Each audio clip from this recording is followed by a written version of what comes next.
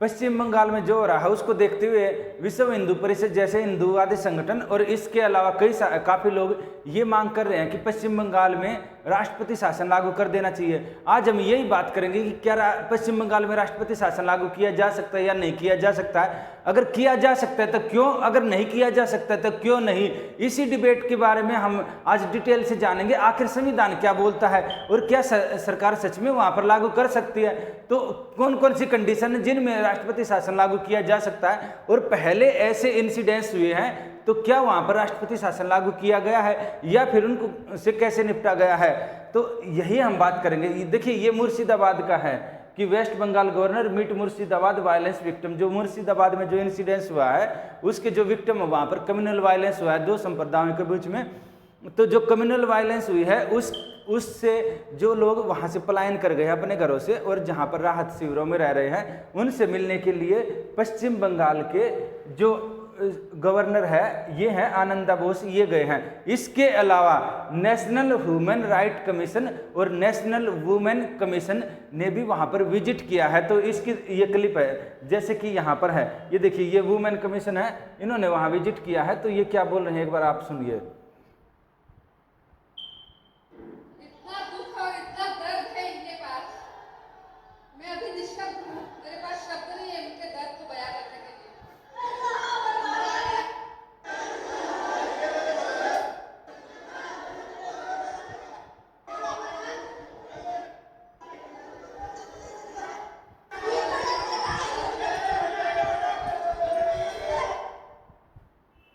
ये गवर्नर ने विजिट किया है, तो यहाँ पर गवर्नर जी बोल रहे हैं।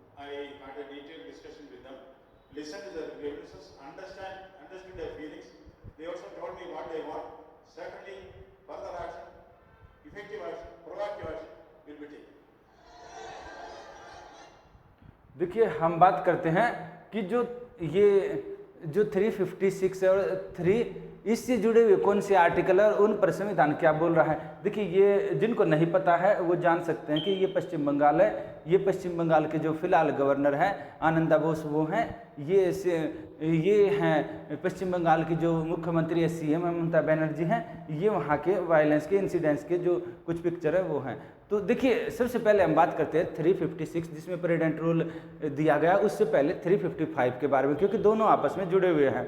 जब संविधान लिखा गया था तो वहां पर एक अनुच्छेद डाला गया था जिसका नाम था 355 यानी कि आर्टिकल 355। और ये क्या बोलता है 355, ये बोलता है कि जो यूनियन है यानी कि यहाँ क्या है जो सेंट्रल गवर्नमेंट है, यानी सेंट्रल गवर्नमेंट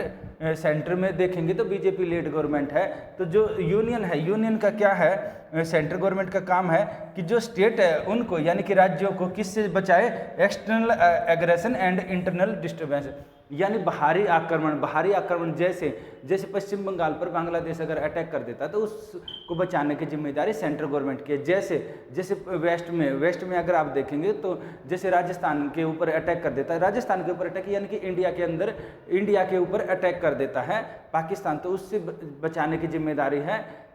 भारत सरकार की। तो ये दिया गया है कि भारत सरकार जो बाहरी आक्रमण है उससे राज्यों को बचाएगी, ये दिया है पहले वाले पार्ट में। जो सेकंड वाला पार्ट है इंटरनल डिस्टर्बेंस, यानी आंतरिक रूप से काफ़ी ज़्यादा विद्रोह हो जाता है, जैसे नक्सलाइट मूवमेंट हो जाता है, एकदम काफ़ी ज़्यादा चीज़ें पूरी ज़्यादा डिस्टर्ब हो जाती है, लॉ एंड ऑर्डर बुरी तरह से फैल कर जाता है। इसके अलावा जैसे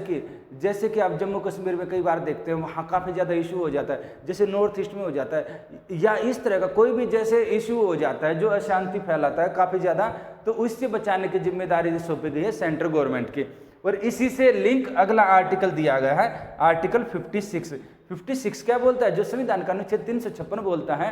कि जो राज्य हैं, राज्यों का अगर सिस्टम फेल कर जाता है, इसमें कुछ कंडीशन दी गई हैं। इसमें क्या दिया गया है, इसमें है कि फेलियर ऑफ कॉन्स्टिट्यूशन और मशीनरी ऑफ स्टेट, अगर राज्यों का जो यानी कि जो राज्य की सरकार है वो कहने की बात यही है कि संविधान के अकॉर्डिंग नहीं चल पा रही है, तो यानी कि failure of constitution machinery in state, यानी कि संविधान के अनुसार स्टेट की सरकार नहीं चल पा रही। जैसे संविधान के अनुसार कैसे है, जैसे वहाँ पर सेकुलरिज्म इंडिया के, क्योंकि हम कल जो हमने पुराना वीडियो देखा था उसमें देखा था कि हम देखते हैं 1973 में केशवानंद भारती केस है, उसमें बेसिक स्ट्रक्चर की बात की गई, वो हम आगे कभी किसी टॉपिक के साथ बात करेंगे। यानी कि जो बेसिक स्ट्रक्चर में ये दिया गया है, इंडिया में सेकुलरिज्म यानी कि धर्मनिरपेक्षता इंडिया का बेसिक स्ट्रक्चर है। धर्मनिरपेक्षता के आधार पर यानी किसी एक पर्टिकुलर धर्म के खिलाफ काफ़ी ज़्यादा इंसिडेंट्स हो रहे हैं, जैसे कि अभी मणिपुर में देखा ना, वहाँ पर दो कम्युनिटी आपस में काफ़ी ज़्यादा उनके बीच में डिस्टर्बेंस था, लॉ एंड ऑर्डर बुरी तरह फेल कर गया था, इसलिए वहाँ पर प्रेसिडेंट रूल लागू कर दिया। सेम क्या होता है, सेम क्या रहेगा अगर दो कम्युनिटी है या फिर दो इसके अलावा दो ये है रिलीजन है, जैसे हिंदू है, मुस्लिम है, सिख है या फिर क्रिश्चियनिटी या कोई भी XYZ दो रिलीजन है, उनके बीच में अगर काफ़ी ज़्यादा क्लैश हो रहा है या स्टेट ऐसा काम कर रही है कि किसी एक को फेवर कर रही है दूसरे को अनफेवर कर रही है, उसको बोलते हैं सेकुलरिज्म के बेस पर ये बोला जा सकता है कि स्टेट का जो मशीनरी है वो फेल कर गया है, संविधान के अकॉर्डिंग नहीं चल पा रही है, और क्योंकि सरकार उस चीज़ को एक कम्युनिटी को दबा रही है और दूसरी को फेवर कर रही है, तो इसके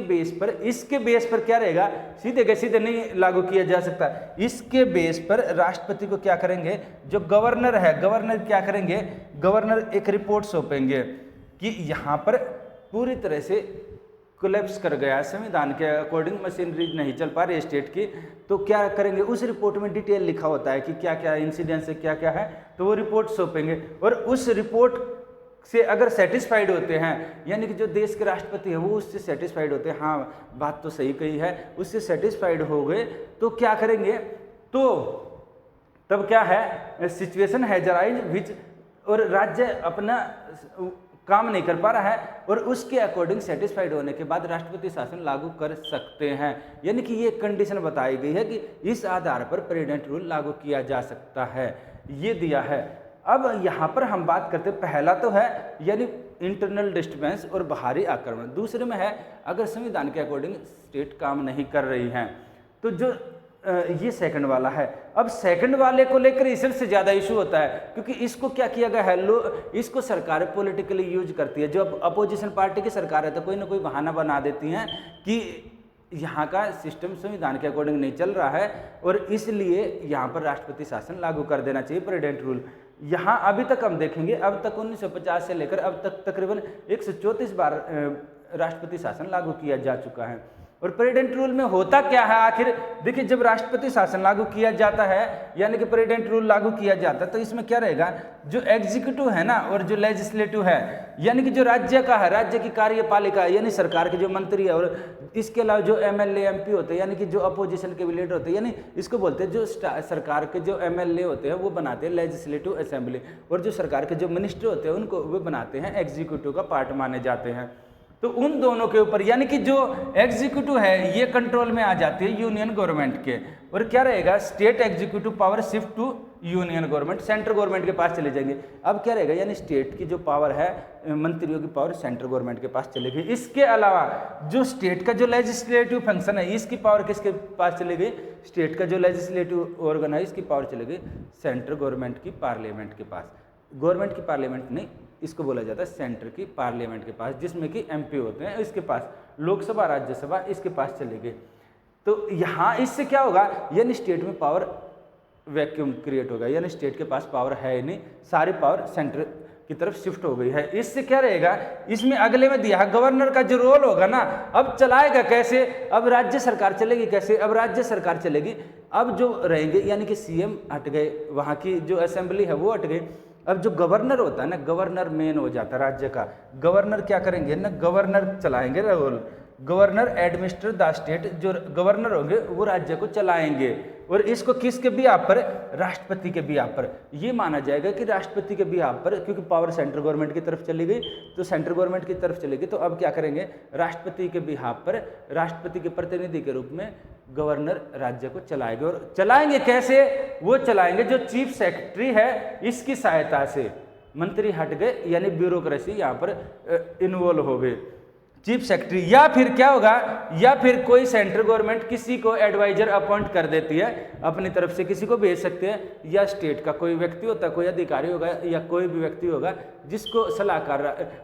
अपॉइंट करेगी गवर्नर का, उसके थ्रू। यानी यहाँ पर क्या है, यहाँ पर जो CM है, बाकी मिनिस्टर है किनारे हो गए, जो वहाँ की जो लेजिस्लेटिव असेंबली है, जो MLA हैं वो सब किनारे हो गए। अब चलाएगी सेंट्रल गवर्नमेंट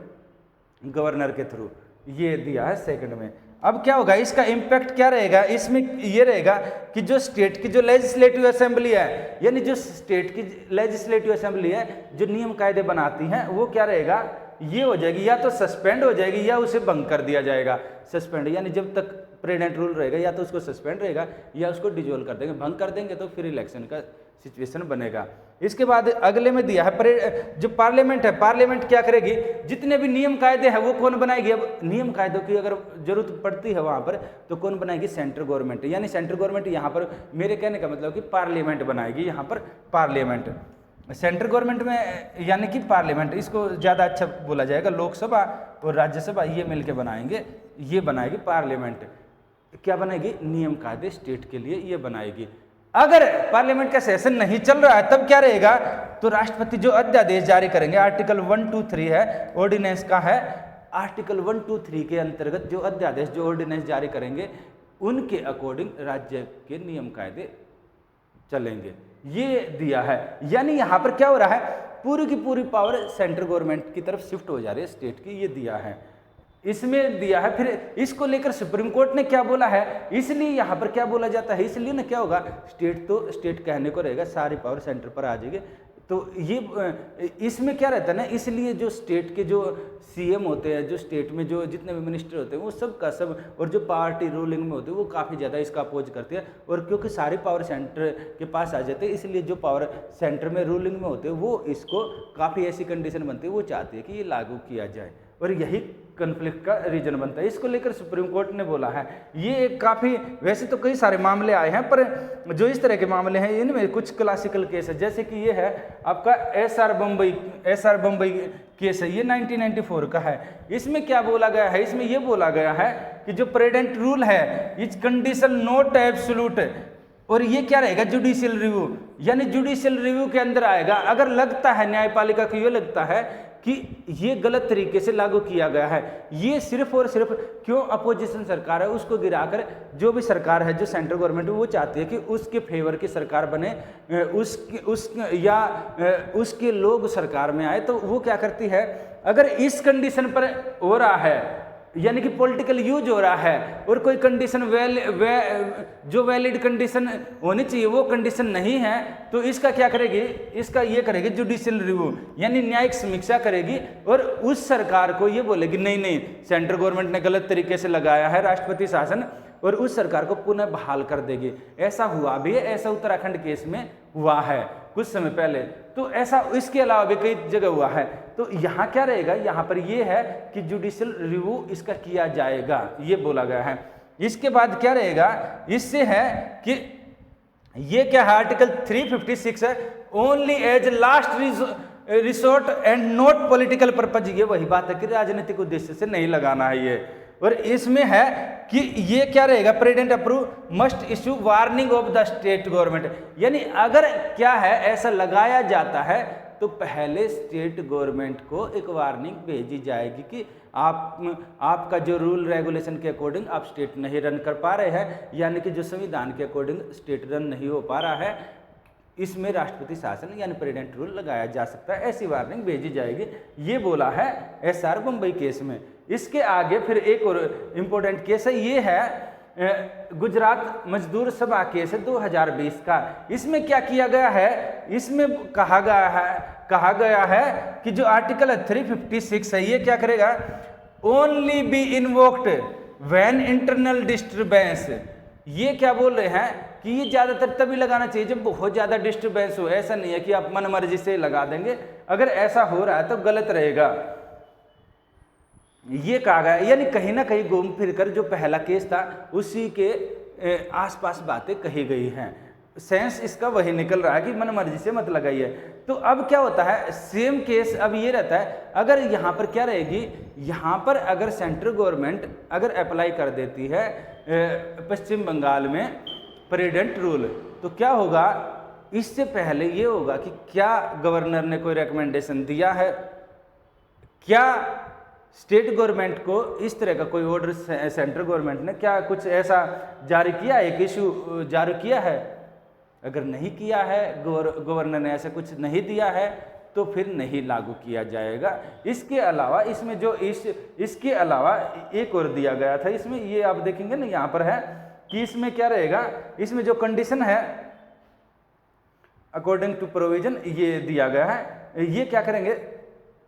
या फिर अदरवाइज इज सेटिस्फाइड। हाँ ये वही है कि अगर वो सेटिस्फाइड हो जाते हैं तभी ये लागू किया जाएगा, वरना नहीं किया जाएगा। तो यही इशू है। तो इसके अलावा संबल में केस हुआ था कुछ समय पहले उत्तर प्रदेश में, इससे पहले दिल्ली में शाहीन बाग में हुआ था, तब दिल्ली में आम आदमी पार्टी की सरकार थी। उत्तर प्रदेश में अभी जब संबल में जो केस हुआ तो संबल में जो सरकार थी वो योगी आदित्यनाथ जी की सरकार थी, यानी बीजेपी सरकार थी, और वहाँ भी इंसिडेंट्स हुए, पर ऐसा प्रेडेंट रूल नहीं लगाया गया। तो ज़्यादातर चांस है कि सेंट्रल गवर्नमेंट ऐसे केस में प्रेडेंट रूल नहीं लगाती है, उसको क्या रहेगा, उसको ऐसे ही उसको मैनेज किया जाता है कि इस तरह की घटनाएं दोबारा न हो। वहाँ पर जो अधिकारी होते हैं, जैसे कि जो एसपी हैं, अगर वहाँ कुछ अधिकारी होते हैं जिनका इसमें इन्वॉल्वमेंट पाया जाता है, या कोई नीचे लेवल पर ये पाया जाता है कि नीचे लेवल पर कि जो सिस्टम ने सही से काम नहीं किया, तो उनके ऊपर कार्रवाई होती है, या फिर स्टेट लेवल पर कुछ होता है तो वहाँ पर तब चीज़ें देखी जाती है। वैसे पश्चिम बंगाल के मुख्यमंत्री जी ने पहले बोल दिया था कि जो वक्फ है, ये सारे के सारे जो इश्यू क्रिएट हुआ है ये वक्फ अमेंडमेंट एक्ट 2025 को लेकर हुआ, और जबकि पश्चिम बंगाल के मुख्यमंत्री जी ने ये बोल दिया था कि हम यहाँ पर अपने स्टेट में लागू नहीं करेंगे, तब भी इस तरह का इंसिडेंस हुआ, तो ये बहुत ज़्यादा गलत है। तो इसमें जो भी फैक्टर इन्वॉल्व है उसको सख्त से सख्त सजा मिलनी चाहिए, और राष्ट्रपति शासन की कोई कंडीशन ऐसी नहीं बन रही है। इसको लेकर कुछ आयोग हैं, उन्होंने क्या दिया है सेंट्रल स्टेट को लेकर, जैसे कि सरकारिया कमीशन बना था, इन्होंने क्या बोला था, इन्होंने भी यही रिकमेंडेशन दिया था गवर्नमेंट को कि जो प्रेसिडेंट रूल है राष्ट्रपति शासन है ये लास्ट ऑप्शन में लगाया जाना चाहिए। सेम कुछ इसी तरह का बताया था पुंछी कमीशन ने, इन्होंने 355 का जिक्र करते हुए कहा था। और इसके अलावा अंबेडकर जी ने भी क्या कहा था, उन्होंने बोला था कि ये तो जो 356 ये डेड लेटर की तरह रहेगा, यानी कि एक लेटर है जो पड़ा रहेगा, उसका कोई ज़्यादा महत्व नहीं होगा, यानी कि ये नहीं लगाना चाहिए, लगाया जाएगा। और ये अगर कहीं भी इमरजेंसी बहुत ज़्यादा आ गई तो सेफ गार्ड के रूप में, भाई बहुत ज़्यादा इशू आ रहा है तब होता है ना सेफ्टी के रूप में, जैसे कहीं आप सर्जरी करते हो तो इस रूप में लगाया जाएगा। ये पॉलिटिकल टूल नहीं बनना चाहिए, ये कहा गया था, पर हम देखते हैं कि इसका पॉलिटिकल यूज ज़्यादा हुआ है। अगर सेंट्रल गवर्नमेंट लगाती है, अभी ऐसी कंडीशन नहीं है, तो क्या रहेगा, हो सकता है कि सेंट्रल गवर्नमेंट लगा दे ऐसी कंडीशन अगर बन जाती है तो, पर अगर मामला जाएगा कोर्ट में तो कोर्ट दोबारा से बहाल कर देगी। अगर कंडीशन ऐसी नहीं बनती है कि जो उन चीज़ों को फुलफिल कर सके जिनमें राष्ट्रपति शासन लगाया जा सकता है। फिलहाल ऐसी न तो कोई कंडीशन बन रही है और न अभी लगने के चांस है। ठीक है।